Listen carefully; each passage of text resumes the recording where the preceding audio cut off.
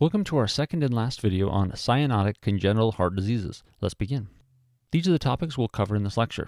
Let's start with total anomalous pulmonary venous return. We're going to discuss introduction, clinical presentation, diagnosis, and treatment of total anomalous pulmonary venous return. It is a congenital anomaly of pulmonary veins where oxygenated blood is drained into systemic venous circulation, such as the coronary sinus or superior vena cava, instead of draining into left atrium. We will see a figure which will help us describe this. There can be two forms of it, one with the obstruction of pulmonary venous return and one without. For the neonate to survive, a presence of ASD, PDA, or patent foramen or valley is needed. Here's an illustration showing total anomalous pulmonary venous return. Notice that all the four pulmonary veins are eventually emptying into right atrium instead of left atrium. This will increase the right ventricular preload and eventually lead to right ventricular hypertrophy and heart failure. Clinical presentation differs according to presence or absence of obstruction. Total anomalous pulmonary venous return with obstruction presents early in life with cyanosis and respiratory distress, whereas the presentation in total anomalous pulmonary venous return without obstruction is milder and later in onset. It can present in first or second year of life with poor feeding, irritability, and growth failure. Diagnostic characteristics also differ between the two types. Chest X-ray in TAPVR with obstruction reveals pulmonary edema, and for confirmation, echocardiography is needed.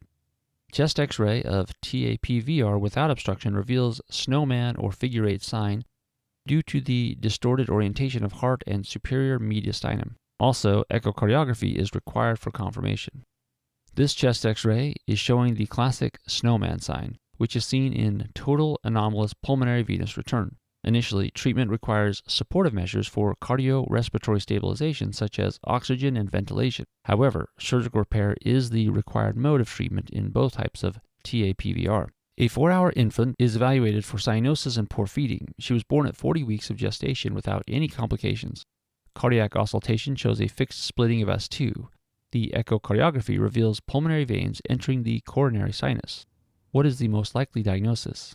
This 4-hour-old infant is evaluated for cyanosis and poor feeding. Cardiac auscultation shows a fixed splitting of S2, which suggests the presence of atrial septal defect.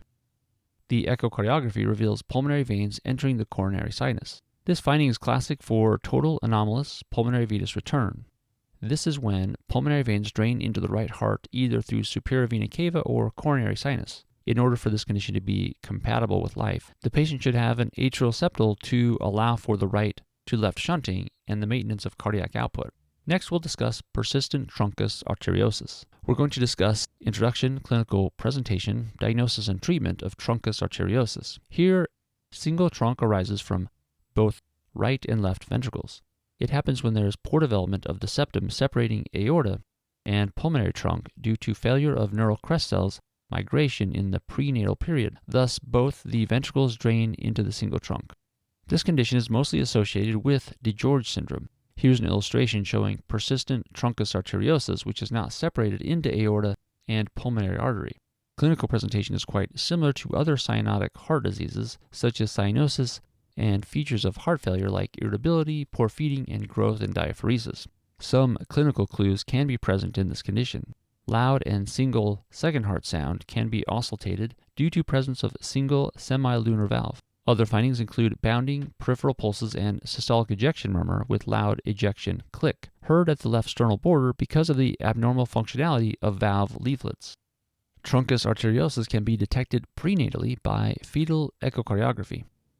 After the baby is born, chest X-ray, ECG, and echocardiography can be performed. Chest X-ray shows cardiomegaly with increased pulmonary vascular markings. ECG may show normal findings or right or left axis deviation, consistent with right or left ventricular hypertrophy, respectively. Lastly, echocardiography is the confirmatory test that aids in detection of single trunk.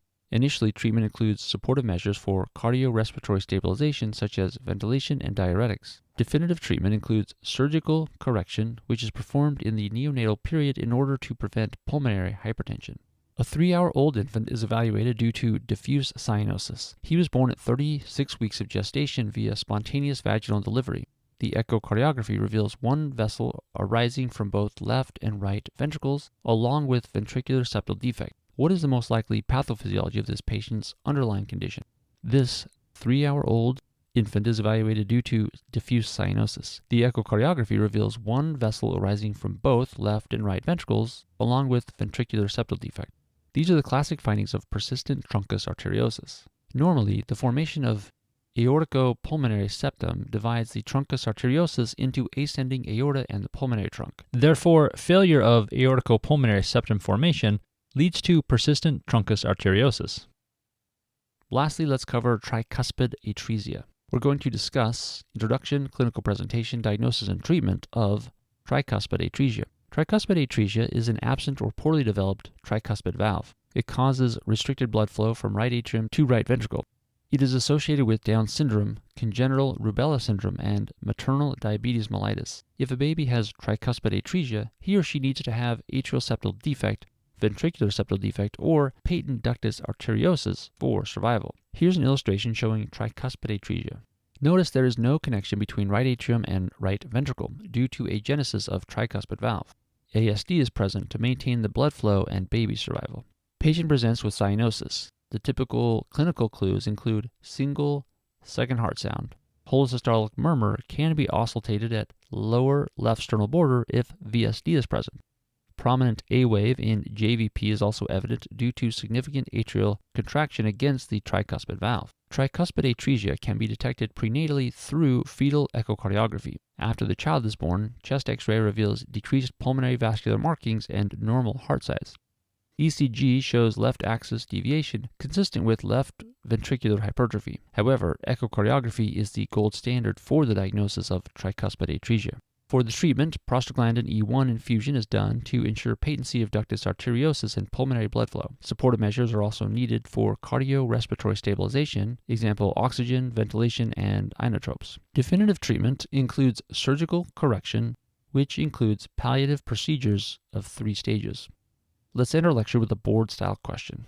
A 2-hour-old boy is assessed in the neonatal intensive care unit for diffuse cyanosis.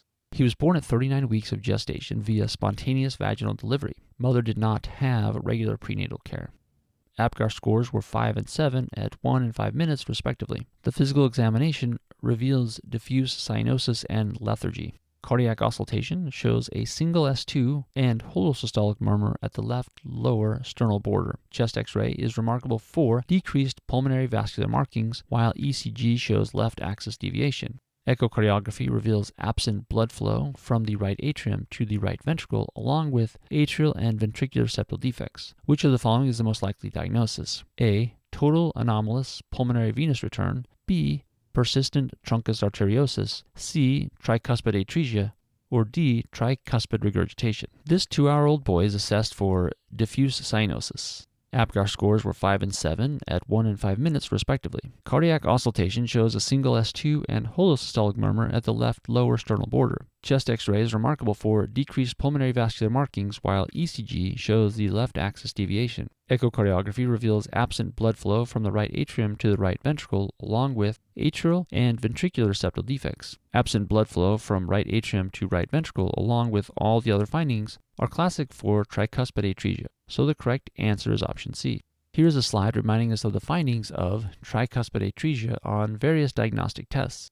Let's discuss why other options are incorrect. Option A is incorrect because although total anomalous pulmonary venous return can cause early postnatal cyanosis, it is characterized by pulmonary veins entering the right heart. Option B is incorrect because although persistent truncus arteriosus may account for diffuse cyanosis, it is not characterized by absent blood flow from the right atrium to the right ventricle. Finally, option D is incorrect because although tricuspid regurgitation can cause the holosystolic murmur at the left lower sternal border, it does not account for cyanosis or the other findings mentioned in the question. And that concludes our lecture on total anomalous pulmonary venous return, persistent truncus arteriosus, and tricuspid atresia.